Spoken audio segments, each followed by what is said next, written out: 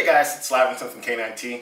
This is for my students. I'm going to start off by saying for all of you guys who've been training before in the past, any past experience, whether little or small, make sure that you're sticking to all the commands and how I taught you how to do each of the commands with your dog, exactly how I taught you. Don't change up things or add things in or take things away, okay? While we're testing as students, it's important that I see that you actually understand what it is that you're doing, okay? So, moving along. Make sure you know all the commands.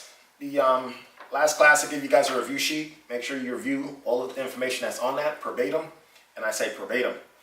So, make sure you know what markers are. If you don't know what markers are, you probably won't be able to pass this test, or the class. So with timing, it's important that you catch the dog either before the dog makes a mistake, so while it's about to make the mistake in the act. For example, if it's about to go potty in the house and you catch it just as it's squatting to go potty in the house, you simply say no, correct that dog, and redirect it. So if your timing is off, it's going to take a whole lot longer for the dog to actually pick up on what it is you're trying to teach it.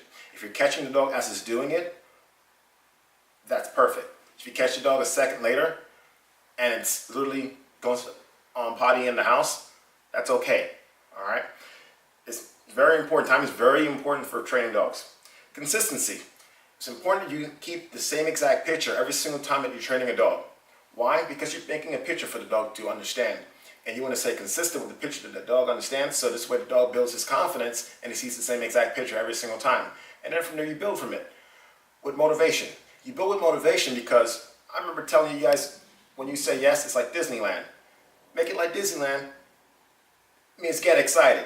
You got to get excited with the dog. Teach the dog that exactly what it did was perfect.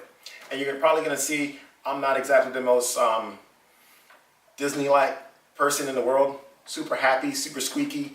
But I rub on the dog, I pet on the dog knows that it's doing a good job because dogs begin to understand who you are and take onto your personality. They know exactly what they're doing and what you're doing to describe to them they're doing a great job.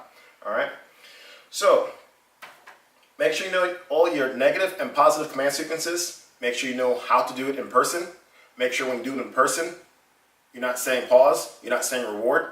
Make sure when you write it, you're saying pause and you're saying reward. Okay?